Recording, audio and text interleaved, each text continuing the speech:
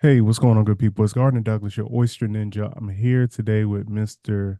the one and only Dr. Oyster, a.k.a. Khan. You might know this friendly Hello. face from shucking oysters on the daggone bus. it And was it a bus? Like was a train ride. it was a train, man. Good gosh, man. But Yeah. Khan is doing his thing up in Philly, and I wanted him to come on the podcast today and, tell us a little bit about him and his story. And honestly, he's a good dude.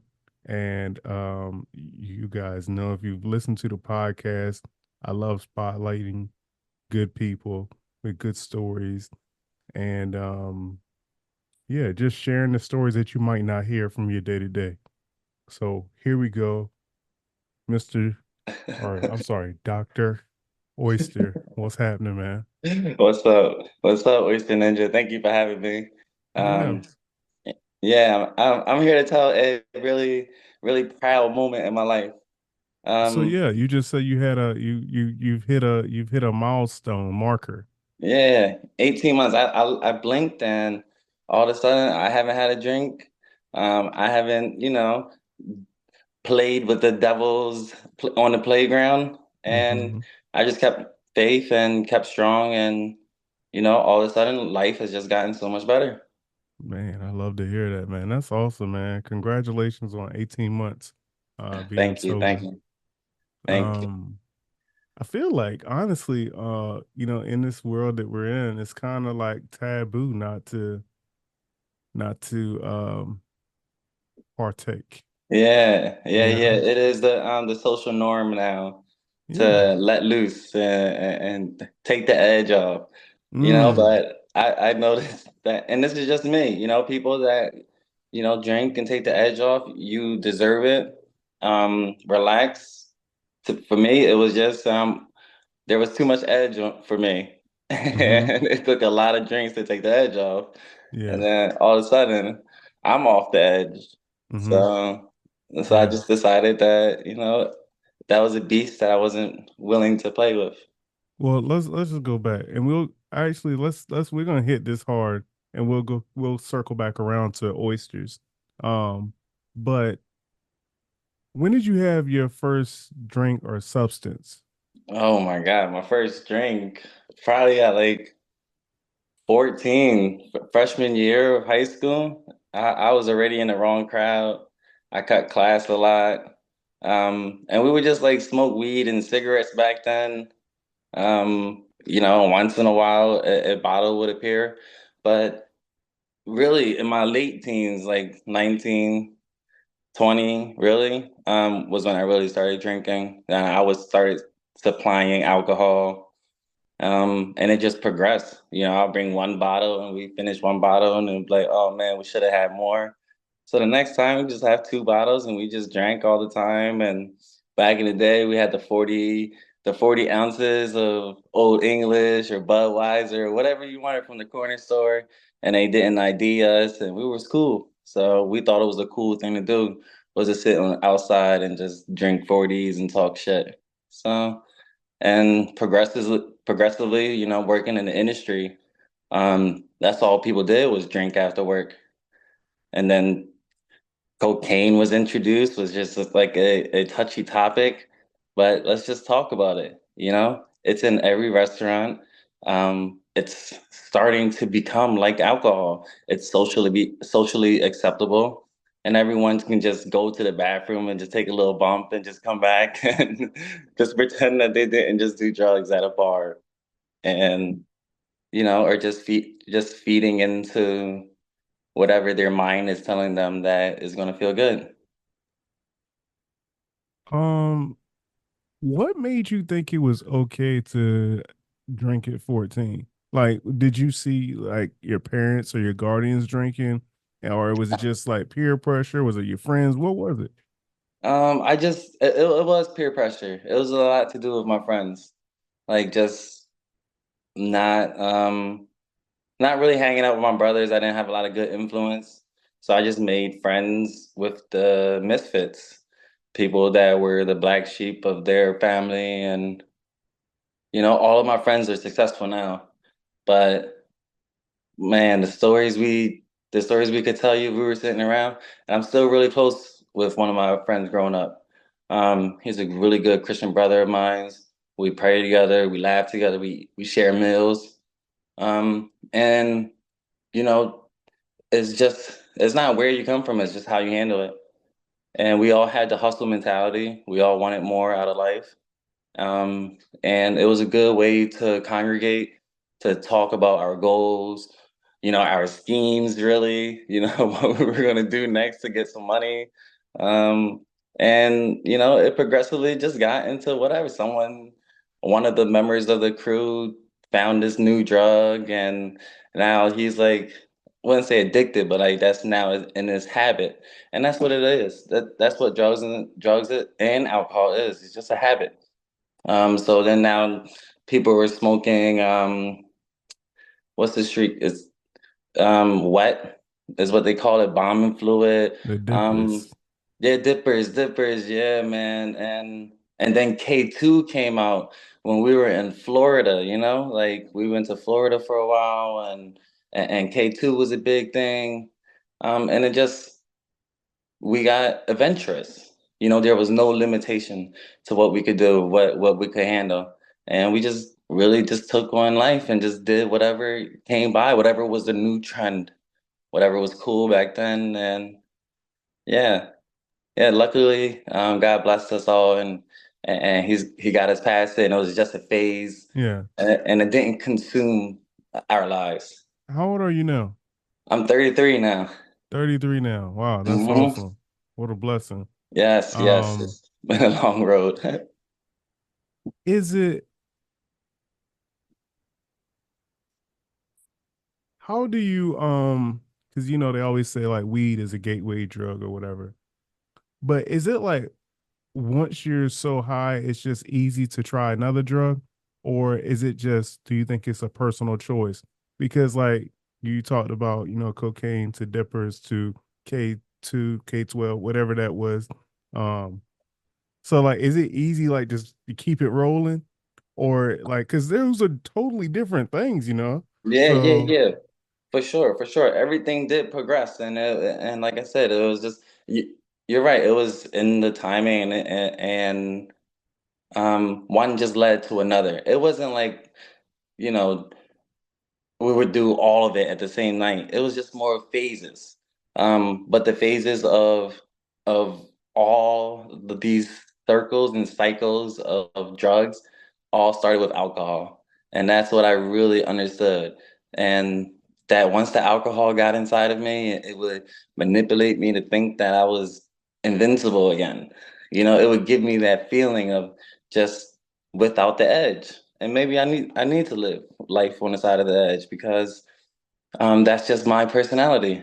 So I noticed that throughout the night of drinking, we will always look for cocaine. And I was it was almost for certain. It was every night. And it was just with the same people. And, once in a while we would bump into different crews that would want to split, make it even easier to get a lot. And then with more people came more options of having an after party. And then we all work in the restaurant industry. So it's like you don't gotta be at work till 4 o'clock. You can sleep till noon, but you're going to sleep at like 6 in the morning, So if you're getting any sleep. And those nights, I just started to notice that it just drained on me, drained on my performance, it drained on my will to keep pushing. But at the end of every service, every day I came in hungover and I worked the shift hungover. At the end of the night, I would have this second burst of energy and be like, I killed it tonight. I just cooked for like 300 people. I deserve another drink. And just do that cycle over and over and over again. And it was, it was getting tiring. I'm 33 now. I can't keep doing that to myself. And especially that these nights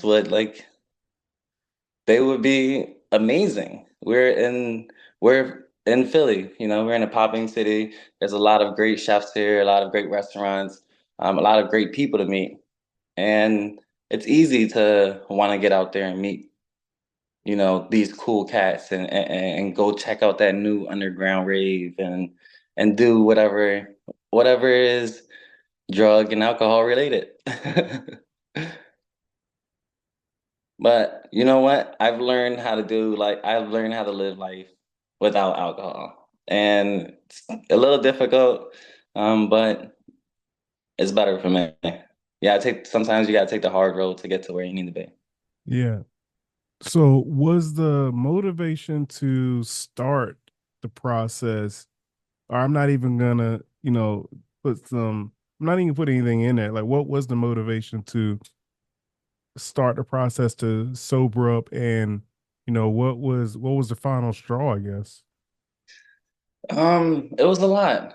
It was a lot, but mostly it was from my mom. I got sober probably like a couple of days before I'm sorry, before Mother's Day.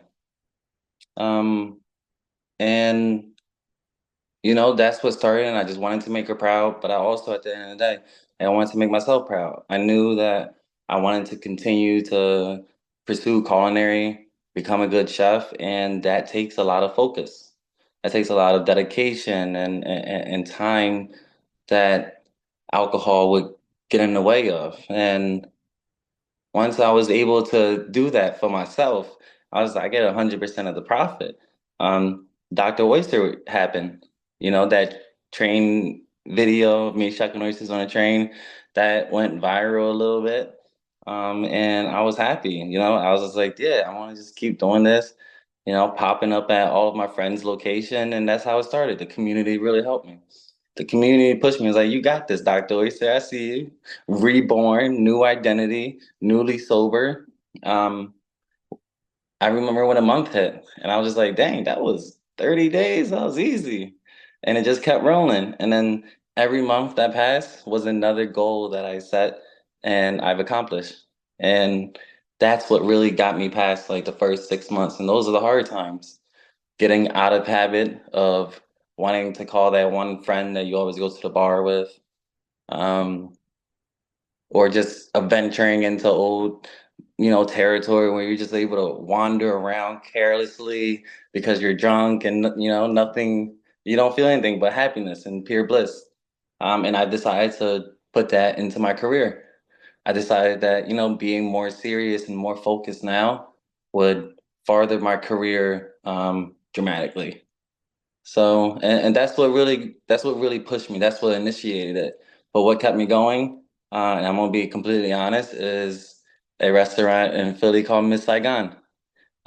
Miss Saigon was newly opened.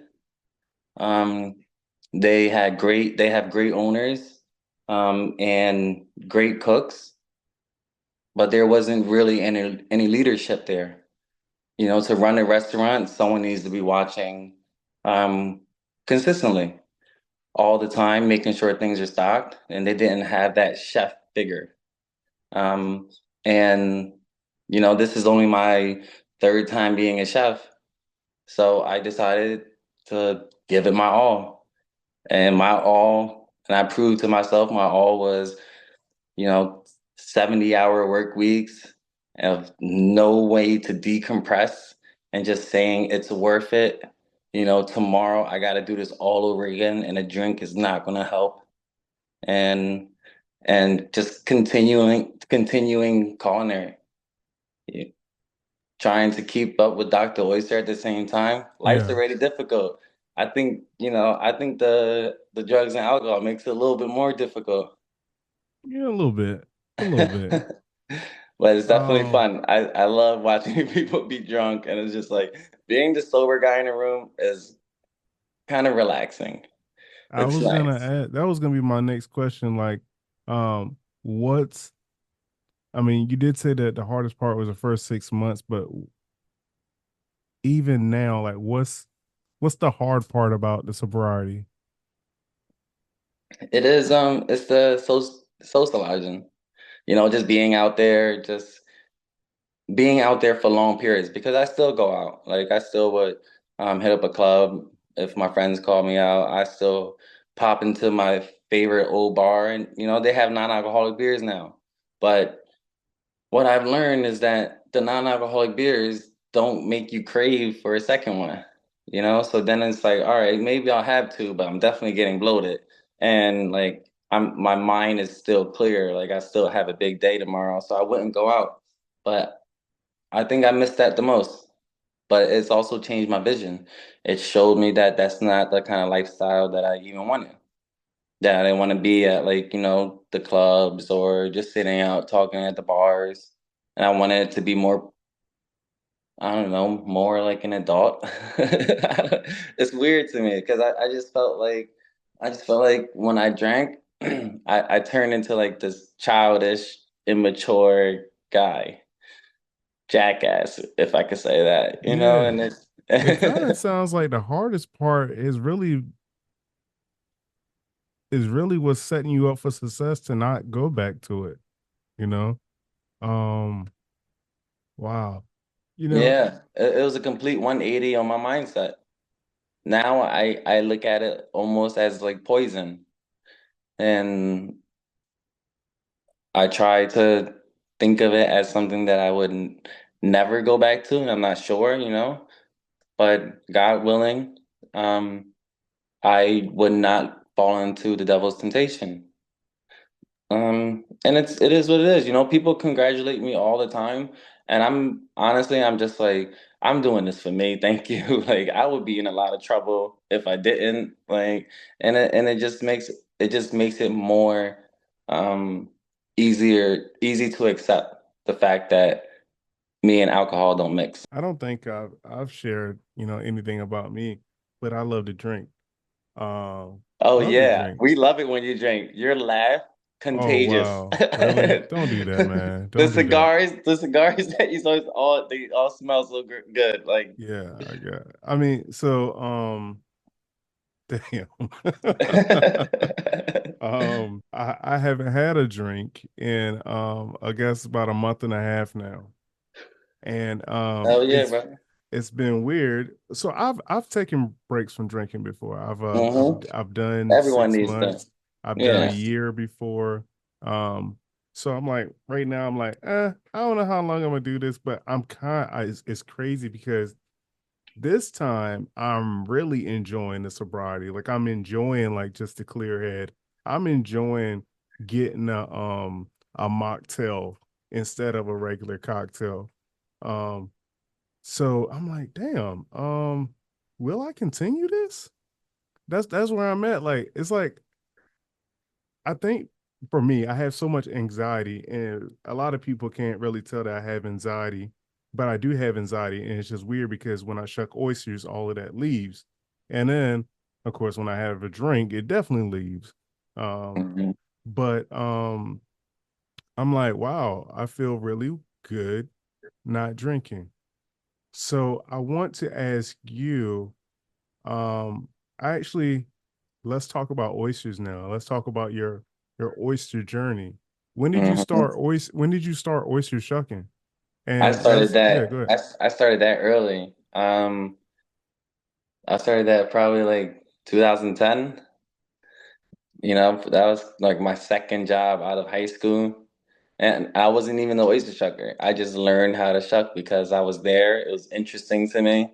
Um, Someone had to do it, so I decided to learn. And shout out to Legal Seafoods at the Philly airport because that's where I really learned how to shuck oysters, and I just got good at it.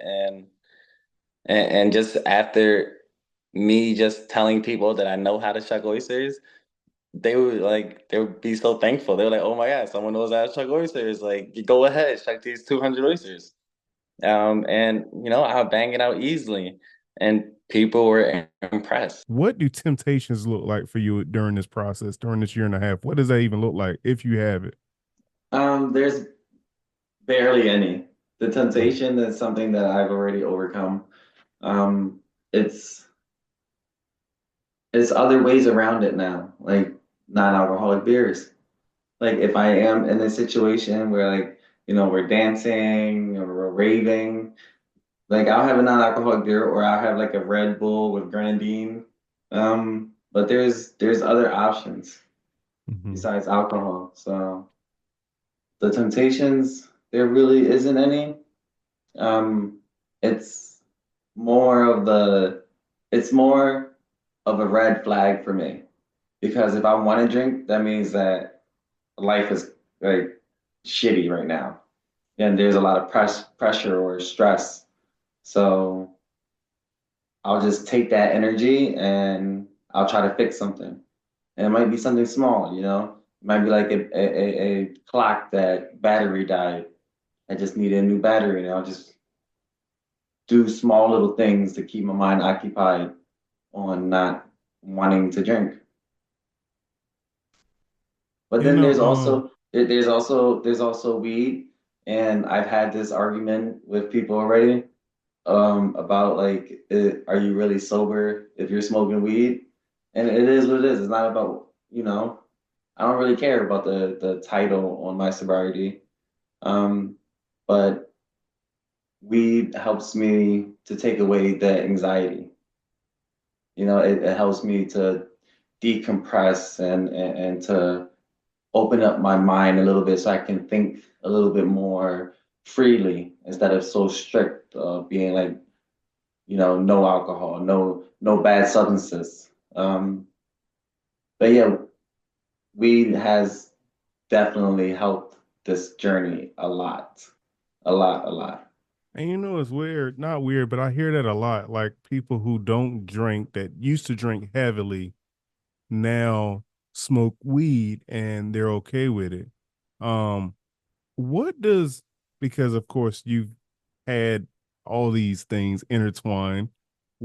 How is weed different now for you without the alcohol and the other substance? It's even better, you know. I don't even need much weed any day nowadays. Like I'll just have like a bowl or like half a joint, um, and I'll take a nap, you know, or I'll eat something, or I'll be going to bed. It's more therapeutic for me now. You know, I'll take my dog for a walk. You know, it makes me do more things afterwards because I had that relief, you know. I just, you know, smoked a joint or whatever. So now it's not like I need to smoke another joint, I need another one, you know. Then I think that's the line that gets blurry of, you know, people thinking that they have control over it. It's like how just because you can handle 6 beers doesn't mean that like it's not a problem. And I don't judge people at all. You know, good for you if you can have 6 beers on a Friday night. You know, that's good. But if you're having 6 beers every single night, then I just want people to be able to open up their eyes to it and be like, maybe there's another route besides the same bottle that I finish every night. That's where I'm at on this journey. So I know I like to drink.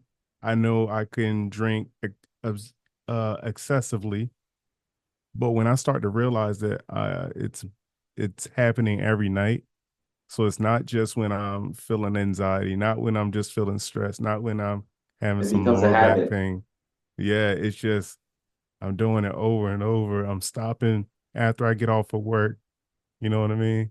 And then I finish that and then I go get some more. Oh, you definitely deserve, like, you know, to take the edge off after you had a hard day at work. Like, we all deserve it. You Yeah. know, there's other outlets. You know, at first, I was eating a lot of sweets, Mm-hmm. just insomnia cookies and ice cream and desserts a lot, just to like balance out that sugar curve. Um, there's other, you know, do your favorite hobby. You know, go to the gun range, let out some steam that way. And it's not as expensive as people think it is. The gun range is absolutely cost you the same amount as a bar tab that you were out, you know, for hours drinking. But So that's been one of your ways to relieve stress and another hobby you've picked up. I've been once. It was just fun, you know. I'm just saying, stating examples of other ways than just the bar. I think the bar just gets repetitive, and life is too spicy, and we got to change it up a little bit. You know, keep it interesting. So, what are you most looking forward to in this next session of your life? I don't know. I'm really just grateful to continue striving and just being able to be a part of society, and people look at me with professionalism. I'm excited to see where my career takes me. That is something that I've been building for a very long time. But mostly Dr. Oyster is something that I definitely don't want to let go of. Like that is something that eventually I'm gonna put more time and energy into, and try to roll that back out. And, you know, have that great story. I just want to be remembered as someone positive, a good role model. So I'm just doing my best out here, not really looking forward to much. I'm just letting it come. I'm accepting everything as they come. I like that. So, for the listeners, for the people who don't know who Dr. Oyster is and what Dr. Oyster is, as far as the Oyster Guide, could you like break that down? Dr. Oyster is my second person. Like that's my other half. That's my personality. That's who I am when I am at a raw bar. That's who I am when I'm at shucking competitions or seafood festivals. Um, but mostly that is my catering business. I cater for Philly. I set up beautiful raw bars with edible garnishes and an amazing mignonette.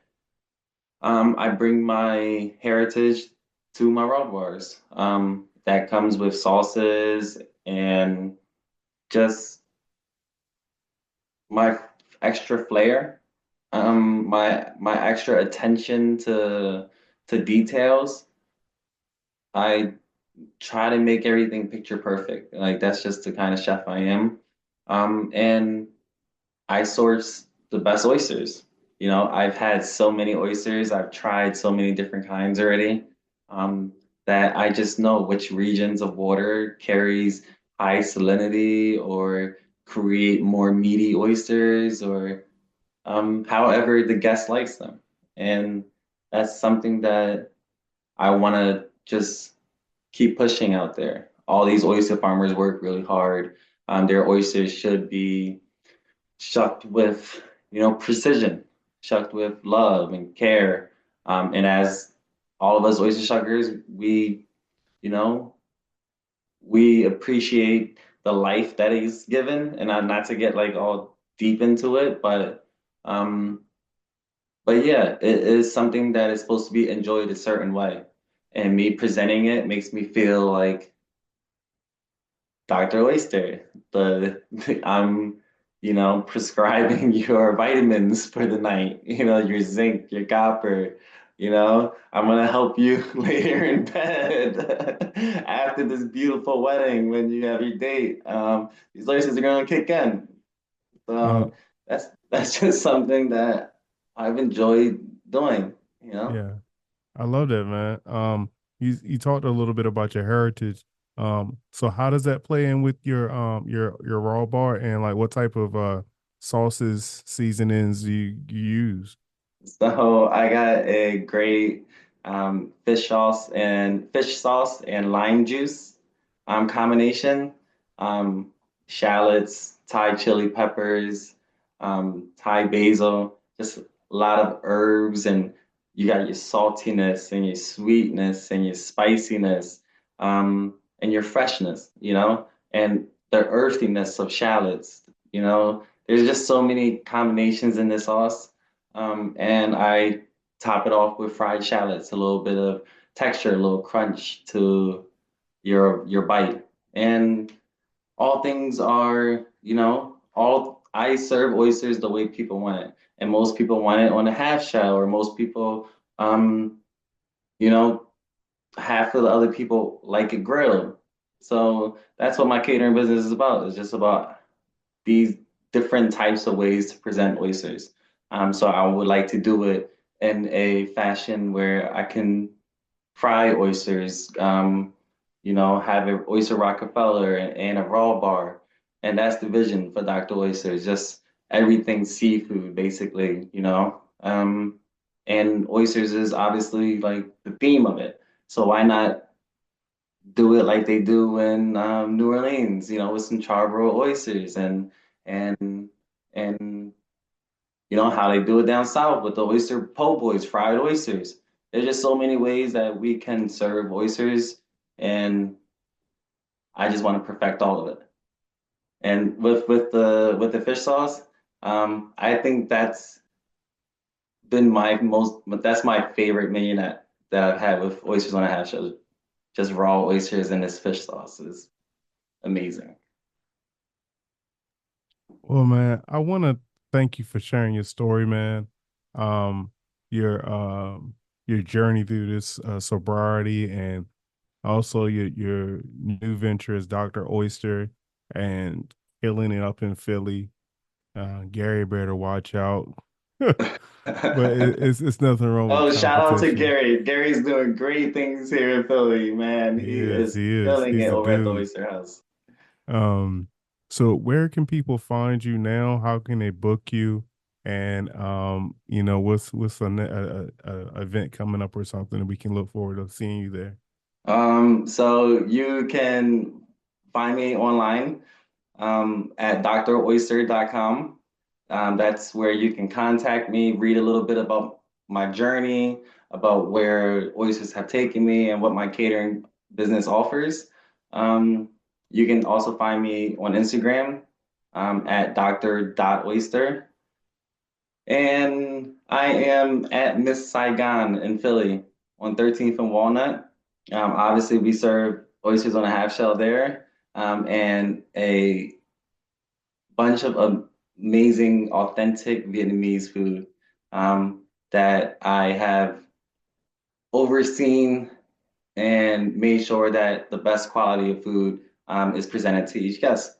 So that's in Miss Saigon, Philly, and you can catch me at the Nationals every October, every third week in October in St. Mary's, Maryland. All right, brother. Thank you, man. Yeah, Again, thank I you so much for appreciate having you. me, man. This has been fun. Let me ask you this before we get off here, man. Did you ever think you would be did you ever think that oysters would put you on this type of platform? I don't think any of us would have thought oysters would put us on this platform. We're rock stars. Like our catering services are the best, and that's what I tell all my other fellow oyster shuckers. Start a catering service. People love oysters on a half shell. Find what your niche is, and do it. Mine was oysters. Other people have other talents, and I just hope everyone finds that hobby that turns into a career, that turns into some source of revenue, that they are proud of. I like that, man. Yeah. Book him now. Book him now. Book me, book me, book me. Yeah. My catering service is entertaining, and that's for sure. Um, Yeah, you can read more about it on my website, but and see it on Instagram. But yeah, book me. I'm very affordable. I do this out of love. I love setting up these raw bars and random people's houses that has like the nicest pools and whatever. I work with everyone's budget. You like oysters? I'm usually free on I'm always free on Sundays. mm, So book me on a Sunday. We're gonna bring the oysters straight from the ocean. that's what's up. All right. Appreciate you, man. All right, brother, man. Thank you for having me. I appreciate you.